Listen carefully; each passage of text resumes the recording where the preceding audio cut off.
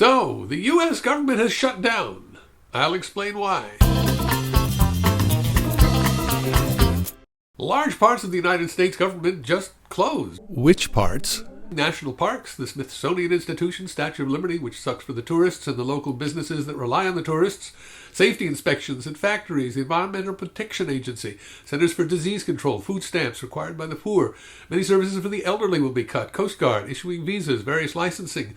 A long list. 800,000 government employees won't get paid. I could spend the whole video listing what stops, but you get the idea. Okay, but why? Basically, the government's authority to spend money expired at midnight on September 30th. How did that happen? Well, last year's budget ran out, and Congress hasn't agreed on a new one. Well, how is that possible? Democrats and Republicans don't agree on how much the government should spend and what it should spend it on. Do they ever? Well, yes, but this year is different.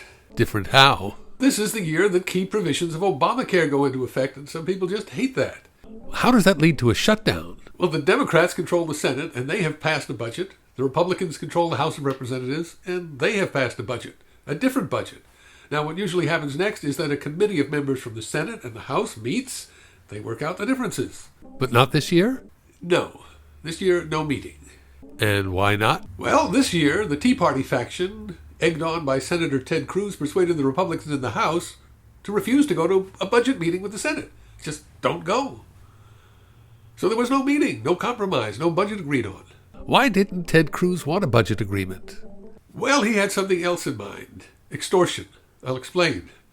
In most years, if the two houses haven't quite worked out the budget for the year in time for the deadline, they will typically pass a short-term spending authorization. It's called a continuing resolution, or CR. CR keeps things running without a shutdown. It's routine, usually. The Tea Party knows the government absolutely needs a CR to operate. They've decided to use that to get by blackmail what they didn't have the votes to get any other way.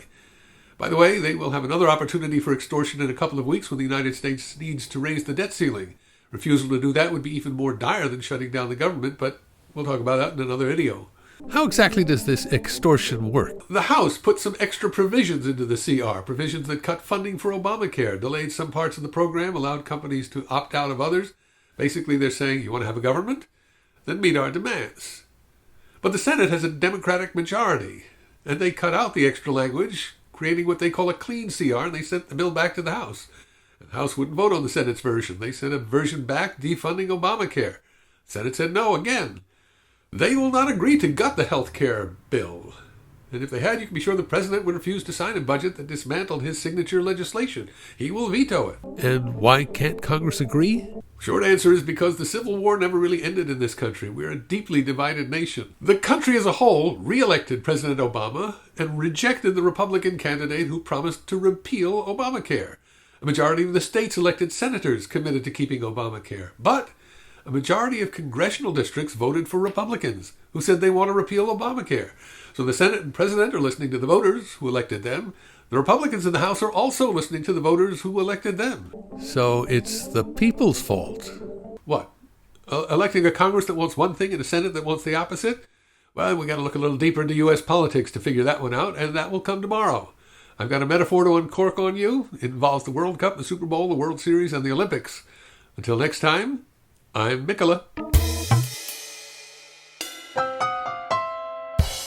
DVD extras. Do you know about Lo-Fi Week? It was started by indieVISUALmaddy. The idea is to take a step back from the continuing escalation of cameras, lighting, gear, and sound and effects, and just enjoy the technology we had for making videos a few years ago. Here's Maddie's video announcing that. Here's my contribution to Lo-Fi Week. I did it on my webcam. Here's Paul Neafcy's. He did it in MS Paint. You may recognize the voice. Finally, a lo-fi animation from RageNineteen. It's my personal favorite. Lo-Fi Week runs through October 6th. Look for the hashtag. Links in the doobly-doo. Goodbye now.